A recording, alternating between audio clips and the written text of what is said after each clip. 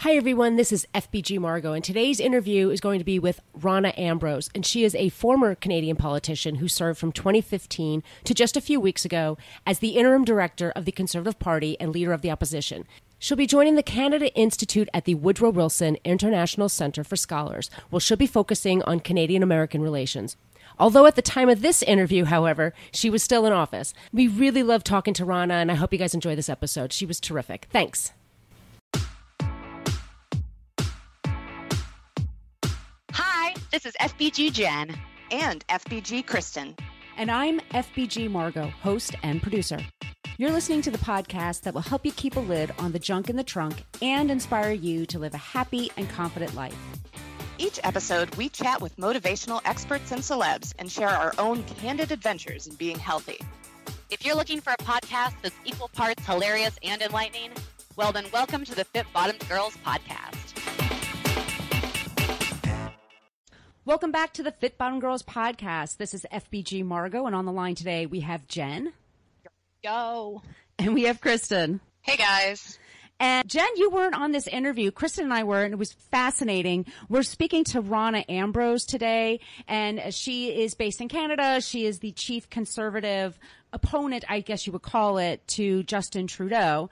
But she was very interesting, and I know some of you guys might be a little sick of politics, but I'd really like you to listen to this episode because it doesn't get too political, I don't think. What did you think, Kristen? No, it really doesn't. We do ask her in the beginning to kind of break down what the different parties are like in Canada, because it's really different than it is here in the States. And regardless of what your political affiliation is here, we're not going to get into anything that's going to really turn you off, I don't think, unless everything we do turns you off, in which case I don't know why you would still be listening. True. But yeah, I mean, it's literally like one question where we sort of get the breakdown. It doesn't get heated or icky. This is not, we're not on CNN or anything. And then we just get into how she handles an insanely busy workload and still makes health a priority, and a little bit more about busy women and health and how that's got to be important because we're the ones taking care of ourselves and of others. Does she have a Canadian accent? Yes. Yeah, kinda. Yeah, so I'm going to play you a little clip right now. We talked to her a little bit before we did the podcast, and she said something just so amazing that I'm so glad I caught this little segment. So just listen to this for a second. Good. Just busy. It's always busy. I'm sure. We can't believe you had time to talk to us. Well, you know what? It's important. It's important. I love what you guys do. I think you're fantastic. You're fabulous. So thanks for taking the time to chat with me. And I think it's great that we're talking about, busy women, powerful women that do good things in their community, wherever they are. I just happen to be in politics, but that they take time to be healthy and strong and, strong on the inside and on the outside. And I'm a big believer in that. I love how she says important. And I don't know if that's Canadian. That was cute. Yeah. I don't know if that's Canadian or not, but yeah, that's what this is all about, really, this interview. And I mean, Jenn, didn't you talk to her about her workouts for a blog post? Yeah, we did a blog post where she shared one of the workouts she does when she's on the road, because she's, as you guys were talking about, how I know she talks about in the interview, how busy she is and how much she travels. And yeah, it was like a great booty working workout. So we can put that link in the post and in the show notes so that people can go and do her workout after this. It seemed tough. Oh yeah, totally. And her schedule is no joke. Kristen and I were asking her, there was one point she traveled to 9 cities in 3 days. And That's insane. Which is insane. Yeah, exactly. And then, Kristen, I don't know about you, how you felt, but I asked her about, she was the health minister for Canada. She was that, I think it was in 2008. She gave an amazing answer, and I think it was very humbling for me. I don't know about you, Kristen. Yeah, sometimes I think it's very easy for all of us to get, even if we in general are quite humble, I think it's really easy to get a little caught up in your importance and your thinking that, like, okay, my job can't survive or my workplace can't survive without me doing my job, or, my family can't make it through a day without me taking care of them. And then you talk to someone like her who has literally made a huge difference in the history of the world in certain instances. I don't think I'm overstating anything there. And it just kind of gives you a little bit of perspective. So yeah, it was definitely eye-opening and certainly humbling. And I'm just going to correct myself right now. I'm sorry. It was 2014. She was the health minister in Canada. But she also talks about how she likes to bring her own popcorn, and she flavors it with lots of spicy stuff to eat healthy when she's on the road. And I just was wondering, like, what are your favorite snacks when you're on the road? I feel like I would have to bring like 2 gallons of popcorn on the road with me if I was gonna, like, I would have like a suitcase of popcorn. I can put down so much popcorn. It's so delicious. That we can talk about popcorn in some other show. But when I know I do some traveling occasionally for FBG, and I just, not that long ago, visited Kristen in Florida, and kind of like my go-to healthy snack that I always have with me, I always have like way more protein bars that I think I'm going to need, because you never know what's going to happen in an airport, at what time of day it's going to happen, or how hungry you're going to feel. Plus, I always have a bag full of almonds with either like raisins or dried apricots in it, because I always find that I want something like, I don't know, fatty and filling that's like denser than, I don't know, like a piece of fruit. But so I need the fat. I don't know. That's like always my thing. So I have those 2 things. And then as soon as I get through security, I always buy a liter of water, even though it is stupid expensive. Or if I think ahead enough, I'll bring like a hydro flask or something else I can refill. So I always have my full thing of water and try to drink as much water as possible. And then I always have gum with me. I don't know what happens when I travel, but my mouth always just feels disgusting. Like, I always feel like I'm dehydrated. I always feel like I have bad breath. And so instead of brushing my teeth like 8 times a day, I just end up chewing a lot of gum. And sometimes that helps too, because I don't know, like if I'm in taxis or something, sometimes my stomach can get a little bit upset. So like peppermint gum always helps me with that. And then I feel fresh and minty. So those are kind of my standbys, my tricks. I like it. What about you, Kristen? Yeah, Kristen? So I second the almonds. I really like having almonds around, or other nuts. Like I'm not opposed to a cashew or a mac nut. Love those. Macadamia. And then let's just go take a mac nut break. And then I will also a lot of times have like little single packets of protein powder. And if I've got it depends on how much room I've got in my bag. If I'm packed to the gills, then this doesn't work so well. But a lot of times I'll bring a blender bottle that has a little doohickey on the inside, technical word, doohickey, and then, I just can fill that with some water. It's the blender ball. Oh yeah, it probably is the blender ball. I think that's what it's called. It's the doohickey. Yeah. I think you're right. And then because I have some issues with my jaw, so sometimes, especially if I'm like tired and stressed, chewing is just not a lot of fun. So having the ability to just like have a protein shake anywhere for me is really important, and that helps a lot. And then I don't go anywhere without a water bottle, honestly, like ever. So I've always got a big water bottle, and it's always either full or in the process of being filled. So and then sometimes I bring fruit, like I'll bring a little Tupperware and pack it with berries and stuff, because that just feels like such a treat when you're in an airport and nothing seems fresh. Yeah. So I do love that. What about you, Margot? I second or third, on the nuts. I love nuts. Nuts with raisins always does me fine. I am crazy for Kind Bars, and if Kind Bars ever wants to sponsor the show, we would love that. Come on down. I'll give you the greatest reading of your life. I love those Kind Bars. I'm also I guess I'm a protein junkie, but I love beef jerky, and I have like my favorite brands, and the beef jerky gives you like kind of crazy breath. So I always have my mints. And that's always helping, also just keeping hydrated. I feel like mints help me with that. And then I'm like you guys, I always have water with me everywhere. I just feel like I'll perish if I don't. Sometimes if I have a little bit of extra room, or if I know I'm going on a long flight, you can get like a peanut butter packet. I know that like Justin's makes them. Yep. They're so good. And then if you are stuck somewhere, it's pretty easy in the airport to get like a banana or like an apple or something. You smear it on, and Yeah, boom. I usually grab a banana too, I have to say, because I trust those the best of all the fruit that's out there. Yeah, they're very well packaged. You don't have to eat the outside. Right. Bananas. And can I get real here for a second? Yes. Go. You guys, I love combos. I really love combos. I love the pizzeria ones. I really try not to have those like every time I do a business trip or any trip. But if I'm on like a long travel thing and I am hungry and I want something that like feels a little like a treat and will also be kind of filling, I get a little thing of combos. No shame. Getting real. Zero. No shame, no guilt. It's like when you walk by whenever they have like the cinnamon sugar nuts or like the pretzels. Ooh. Yeah, like that always just like, I'm like, that smells better than it tastes. That's what I tell myself. So I just enjoy the smell. I enjoyed the smell. So great. Now I'm hungry. We have a show to put on. I know, right? Lunchtime. So I guess we'll just go right into this interview right now, guys. What do you say? Good. All right. I'm all about it. All right. Rona Ambrose leads Canada's official opposition in the House of Commons.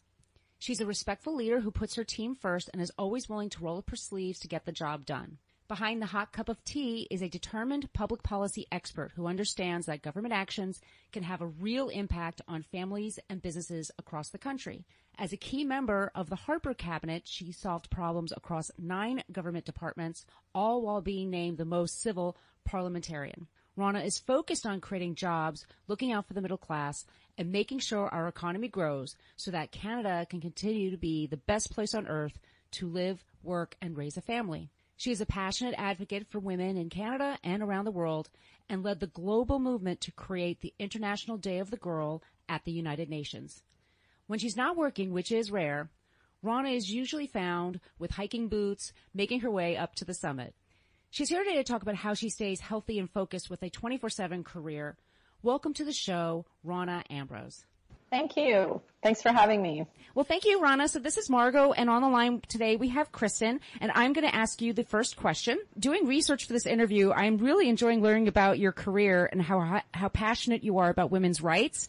What do you think gave you so much passion for your career, and how do you handle the sexism that just has to crop up from time to time? Because every woman has been spoken down to in a work situation at some time. Absolutely. Well, first, Margot, I would say I think one of the reasons I'm passionate about girls' rights and women's rights is because as a little girl, I had an opportunity with my parents to live in a few different countries. Some of them were third world countries where I saw firsthand what it means when you don't get to grow up in a place where you have rights, like the right to go to school, the right to learn about the things that will empower you later on in life. And I just feel so passionate as a Canadian that we should do everything we can with the voice and power we have as women, especially myself, who does have a powerful voice, to support especially little girls and women around the world who live in countries where they don't get to do things as basic as going to school and having a right to education. So I'll say that. But look, on the sexism part, politics it's a tough sport. It's a tough job. And yes, I've experienced all kinds of situations, especially in the Twitter world where people are vicious. But you've got to confront it. You've got to call it out for what it is. It's sexism. It's nasty. There's no place for it. Women deserve to be respected in the roles that they're in, including in politics. And when you've worked hard to get to be where you are, you should have that respect, just like a man would. So yes, sexism is alive and well in politics, but it takes strong women to stand up to it and strong men to stand up to it too. So I think the big thing for me is to call it out when you see it. And if it's just pure nastiness, some of these trolls that you find on Twitter, also sometimes you just discount it. You just say, you know what, your voice is not important. I'm going to focus on good and positive things. So that's another way that I deal with it. That's such a good approach, and I think that's something every last one of us can probably use more of in our lives. Like, not everything that everybody has to say counts. It just doesn't. Yeah. Now, right now, the political climate here in the States is a bit heated and pretty strongly. Oh God, yes. And it's really strongly divided along party lines. And I know that the conservative versus liberal breakdown looks different in Canada than it does here. But I wondered if you could just explain a little bit, the elevator pitch of what that looks like in Canada versus what we see here in the States. Well, we have a parliamentary system, and you have a different system in Congress, so we operate differently. But I think the one thing that's different at a really high level in our politics is we don't seem to have, I guess, as extreme ends of the political spectrum as much. And I don't know how to articulate that other than to say that the Conservative Party of Canada and the Liberal Party of Canada have different approaches, but we the Conservative Party, without a doubt, is the party of lower taxes and a freer economy and more personal freedom, more personal liberty. And the Liberal Party has always been about, it's more about, deficits. It's a different economic approach. And the government has, there's a belief in a philosophy that the government has a lot of the solutions. whereas the conservatives will say, well, look, we can find those solutions in other ways. So they're differing philosophies, but I would suggest to you that the majority, if not most of that, really falls, in the center of the political spectrum, center right to center left. And I think that's the difference. I think in the States, there does seem to be, in your last election at least, quite a bit of extreme right and even extreme left. And that was an interesting thing to watch in the United States in the election. So I don't think we've had that happen here in Canada. And I think part of that's because over the last 10 years, we've seen the middle class grow by 30%. We don't have the same level of income inequality. We don't have the same fights about health care. Those are pretty basic issues for regular working people to deal with, no access to health care, potentially serious income inequality issues. And we don't have those in Canada. So I think that makes a difference. Now, you had an unusual upbringing. You grew up in both Brazil and Canada. And by the way, I have Brazilian cousins, so I know how different the culture is there. So I just was wondering, do you think this has affected your worldview and how you see Canada's place beyond your borders? Absolutely. You know what? There's no doubt in my mind it had a huge impact on me.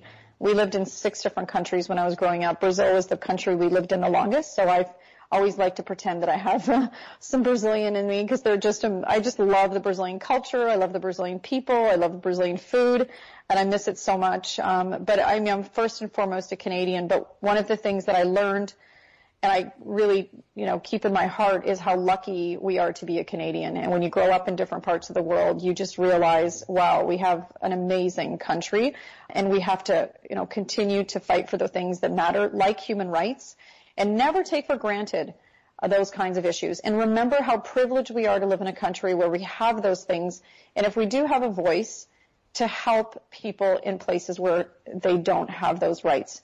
And that's why I think I've been passionate about helping girls in other parts of the world, whether it's through the United Nations International Day of the Girl or through initiatives. We fought really hard in the last year and a half to help the Yazidi girls who have been sex slaves to ISIS. Horrible, horrible situation. And we fought really hard to get our government to bring girls here to Canada so they would have safe haven.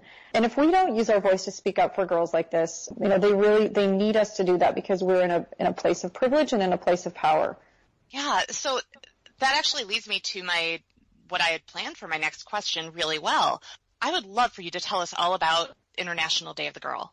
Well, it was a really great undertaking. Look, I was approached when I was at the United Nations by a group of girls who were from all over the world, but most of them were from Africa, girls that really, came from places where they didn't have an opportunity to go to school. They didn't have rights. They didn't have the kinds of privilege that we would have living in a place like United States or Canada. And they asked me if I would help them champion a United Nations International Day of the Girl. And of course, the first response everybody used to give them was, why? We already have International Women's Day. And they said to me, it's not enough because Women's Day is always about reproductive rights and about other women's issues that aren't really girls' issues. We're just little girls. We want to talk about having school supplies and having an education and getting to go to school.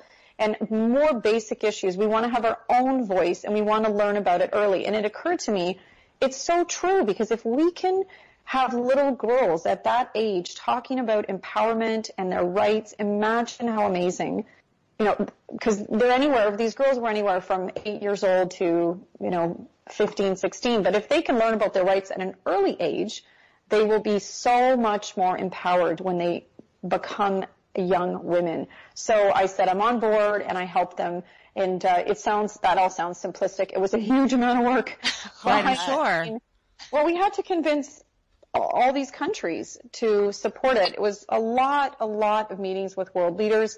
But I have to tell you, at the time, it was the Obama White House. And I wish I could remember the name of the woman who worked in the White House on women's issues, but she was a huge support and helped me behind the scenes to get support from other countries. And she helped me, at a couple of times that were really vital. So we had support from the Obama White House. We had support from a number of other countries, and we just worked hard, kept at it until we convinced people that it was the right thing to do, and it passed. And so now all around the world, it's celebrated, and it's a day to focus on girls' issues like a right to an education, which, the truth is, in many, many countries, this is still an issue. Girls don't have the opportunity to go to school. And even in countries as modern as India, we still see little girls, literally being dismissed, discounted, and even kind of thrown away as garbage in some parts of the country because they're girls. They don't have any value like boys do. So there's a lot of work to do to make sure that girls and boys are treated equally around the world. Well, yeah, it sounds like you work awful hard around the clock. And I had to ask you a question. So my very good friend, she's one of your constituents. Her name is Woodrow Wilson, and she's a yoga instructor in Halifax, Nova Scotia. And she wanted me to ask you a question on behalf of the students who come to her asking for advice about stress relief. So I know you love a good sweat session, to let off some steam. But what are some other ways you manage stress, that you maintain calm when you have so much going on? Because you're doing this plus 10 other things, I'm sure, every day. I think, first of all, mentally, you have to remind yourself of what's important. And I know that sounds very simple, but it's important. Remind yourself of what your priorities at work are, what your priorities at home are, and try and stay focused on those things so that when stressful things happen that are distracting, you can focus your mind. But stress happens to all of us, and so what do we do to help alleviate that? I love yoga, but the truth is, in my job, I rarely get time to get to do those kinds of things that I love to do, like yoga. I've taken time off at times when I really needed it to do a yoga retreat over holidays, and that was amazing. But on a day-to-day basis, when I just need to escape, I try things. I'll do like a lot of people. I binge on Netflix. I love it, and I love that you can binge now on Netflix, because before you wait for the next week to see your show.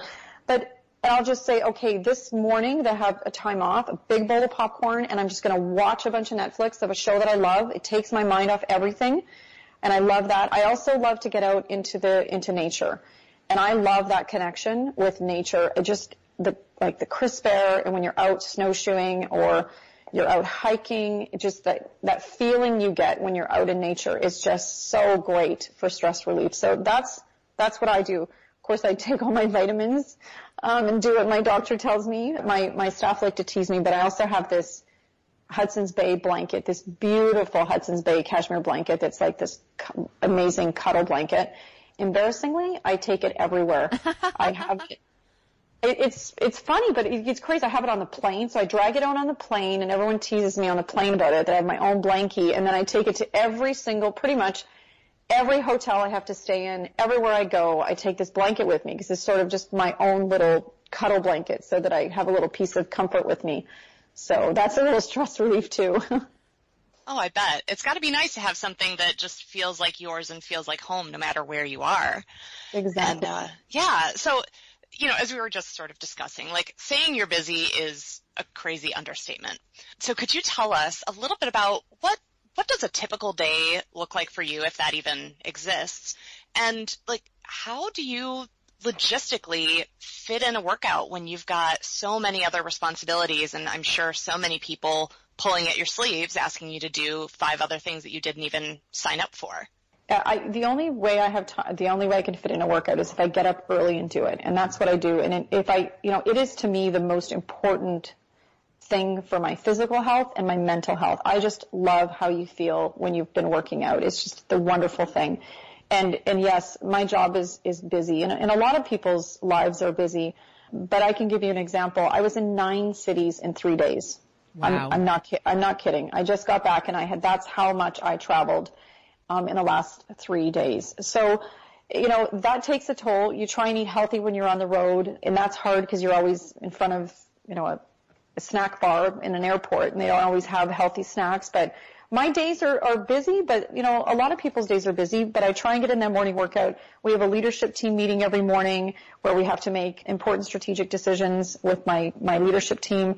I have a planning and priorities meeting that I chair, and then we also have our shadow cabinet meetings with all of our team. I have a team of people that work with me on getting ready for question period, and then we have an hour of question period. I have a lot of stakeholder meetings, different organizations. Just now, before I'm talking to you, the Canadian Cancer Society came in, and I met with their volunteers that are cancer survivors, because today is Daffodil Day, and we're talking about the importance of cancer, support for cancer research. meeting with people that come from all across the country that just want to come in and tell you what's important for them. And I also do lots of interviews and media and press. And then at the end of the day, we hold receptions at our official residence tonight. We're having a Vaisakhi reception to celebrate Vaisakhi. And so we'll have a number of people from the South Asian community in, and we'll have a nice celebration. But there's lots of hosting as well. So yes, it's busy. It's really busy. I can imagine. Yeah. So you were at one time the health minister. And I was wondering, what was your biggest challenge you undertook during your tenure, and what do you hope for that department in the future? I think that the biggest challenge, right in the middle of my tenure as health minister, Ebola happened. And I'll tell you why it was a challenge for myself. Canada took a lead on the Ebola crisis. It was happening in West Africa, but the world was worried. As you can probably remember, we had a nurse in Texas who had Ebola, and people were worried that this would come to North America. Canada had the vaccine. We discovered the vaccine. We had very little of it left to use. It was a very stressful time because we were working with other countries to use the vaccine to save lives. We were also working with the United Nations, the World Health Organization, to create more vaccine as fast as possible so we could save the lives of hundreds of people and thousands of people in West Africa. But Canada was in the lead, and I was the health minister behind the scenes, literally negotiating with the World Health Organization, working with the United States Secretary of Health on these issues. But at the end of the day, every decision that you make in these kinds of situations is a life and death situation, and people were dying and suffering. And so it was a big challenge, but I think it was handled well. Canada did a lot to help the world crisis, in more than anything, not just the discovery of the vaccine, but the quick production of the vaccine so that we could get it to people and help save lives. So, and I think what I would say about the health system, what I hope for on health is that one day we have a health system that's focused on health prevention instead of disease treatment. We have a health system, and it's probably the same in the United States as it is here in Canada, is that our health system is really set up to treat people when they're sick, and we need to have a health system that prevents people from getting sick, and that's a real culture shift. And more people are taking care of their own health and preventing themselves from getting sick and getting diseases, and that's because people have been empowered by all this great information, but we don't have a health system yet that's really caught up to that. But I think Canadians and others and Americans will demand that. I really do. I think people will demand it because they want to empower themselves with the best way to stay healthy.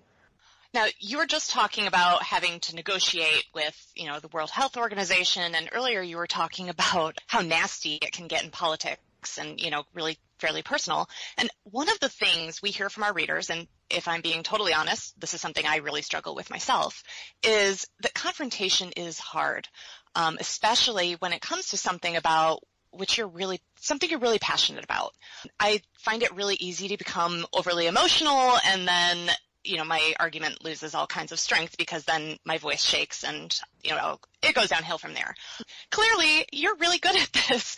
So, you're one of the people who has to pose the really tough questions to Justin Trudeau, which, hats off to you. That sounds really scary, and I would love to know your best tips for people who are like me and struggle with confrontation or standing up for things that they believe so strongly in. I think it's okay to be passionate. I think people like to see passion in people, and it's good. I think we should never be afraid to show our passion. But I don't think it's okay to be disrespectful. And there's a big difference in how you say the things you say. And it's okay if you're passionate about something. I encourage you to, and it's okay if your voice shakes. And you say something that's, I think people appreciate that people get emotional about things they care about, and that is okay. It's not okay to name call. It's not okay to degrade. It's not okay to be disrespectful. And that's, I think, the difference. And so I encourage you, it's okay to be passionate. I think people really appreciate. And if you aren't passionate about the things you believe in, change doesn't happen.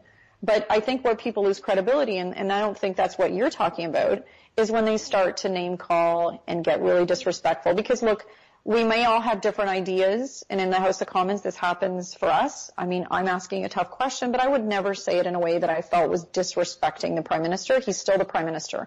But I can ask him really tough questions that make him uncomfortable, and he has to answer them, and that's my job, and I will do it. But I think that there's nothing wrong with being passionate about the things we believe in. So mainly growing up in Brazil and 5 other countries you described before. So you speak Portuguese and Spanish, and then I assume you also speak French and English with your job every day? I do my best. Yeah, so how is that communicating? And, is it difference between Quebecois and French? I mean, there's like 3 different languages you have to kind of deal with there, or is it just the 2? It's just the 2. We have 2 official languages, which is French and Canadian. French, not French Canadian, but French and English. And it's really important as political leaders that we do our utmost to speak both languages. So I've learned, I constantly am learning French, but I do my best to communicate in both languages, and that shows a level of respect. And it's really important for myself and all of us to both official languages. And French is for the Francophone community is a minority community in Canada, but French is an official language in Canada. So I ask a lot of questions in French in the House when I speak. I try and answer questions with the press in French to make sure that we are communicating in French. And I don't get as often time to speak Portuguese or Spanish, but my Portuguese are probably, it's easier for me just because I grew up speaking it as a little kid. So you find you don't forget it. But I'd love to brush up on my Spanish because that's a beautiful language. It is. I'm actually in the process of relearning it now. I was fluent back in college, and then it went away. So I've got a date tomorrow morning with a friend for coffee and speaking Espanol. That's the best way to do it, isn't it? It's the best way to do it, yeah. It is. Now, rumor has it that you are a little bit of a foodie and that you're really good at finding healthy eats even when you're traveling and on the road. So could you share a little bit about maybe how you eat well or find the really good places when you're on the road and what some of your favorite healthy dishes are? Sure. I love food, and I love to even research when we're traveling somewhere, if we have time, where there's a great little restaurant, something that people in the local community love to go to. It's fun for me, and it kind of gives you, instead of always eating at the same hotel restaurant, but just getting out into the community. It's fun to see where local people are eating and just feel that vibe in the local neighborhoods. And I like doing that because then you're really getting out there and seeing where people are. And I like that feeling. I love juicing, which is all kinds of work, but it's worth it in the end because I love veggies and I love fruit and I love I put these really hot, spicy peppers in my juices and it makes them really yummy. I love grilled fish. I love Mediterranean style food. I love to have a great arugula salad with fresh lemon and, good olive oil and, that's just really fresh food. And when I travel, I'll even make a bag of popcorn at home and sprinkle some hot cayenne pepper on it, and then I take it on the plane with me so I have something to snack on that is low in fat but still a snack. I'll travel with veggies, just put a bunch of veggies in my purse in a little Ziploc, and so that I have some healthy food on the road with me. And when we're on the road, I love dim sum. I love Vietnamese food especially.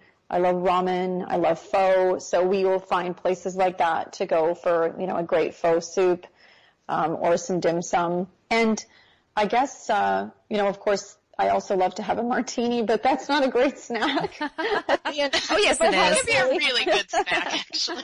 There's the olive in there, which makes it snack food.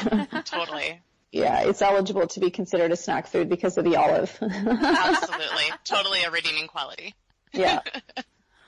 Well, you've been a fantastic guest. We could probably talk to you all afternoon. You are probably the most accomplished person we've spoken to on this show so far. I mean, you're so interesting, and we appreciate you giving us this time today, but we'd like to ask you just one more question, if that's okay. Sure. So it's the question we ask everyone. It's the last question. So my question to you, Rona, what was the last song you listened to before you did this podcast interview? Oh, my gosh. The last song. Thinking about what your day was like. Well, there's not a lot of music in this world that I live in. So it would probably be in the car. You know what song? Well, the song that stuck in my head for when we were in the airport yesterday is Justin Bieber Baby. And you know, he's Canadian, you all know that. Oh right? yes, all the Canadians mention him. I know. First of all, when he was going through his bad phase, we all pretended he wasn't Canadian. And then now that he's on his like redeeming tour, we're saying, yeah, do you remember he's Canadian? No, I'm kidding. But it was just a song that stuck in my head. It was in the airport, and that's probably the last song I can remember, because then got in really late last night, went to bed, got up, and I've just been in meetings all day. So that would be the last song. Well, you're sticking with your other Canadian peeps because they all mention Justin Bieber. Literally. I love it. Hilarious. Yeah, I don't know if I should admit that as like a grown professional, you know, adult woman, that Justin Bieber Baby is my song. It's a great song. You are in good company. Absolutely. Thank you so much for spending time with us today. Yeah, you too. You guys take care, and thanks for the great work you're doing. Love this show? Tell us why in a 5-star review on iTunes, and we'll read it on the air. Also, make sure you are a subscriber. If you want to reach out to say hi or have a question about a recent episode, yay, well, feel free to email us at podcast@fitbottomgirls.com. And if this podcast jives perfectly with your brand, consider sponsoring the show. Get more info by emailing advertising@fitbottomgirls.com. Find all kinds of Fit Bottom goodness online and on social media at Fit Bottom Girls, Fit Bottom Mamas, Fit Bottom Eats, and Fit Bottom Zen. And if books and movies are your thing, check out the other podcast I co-host called Book versus Movie, which you can find anywhere where you search for podcasts. Thanks for listening.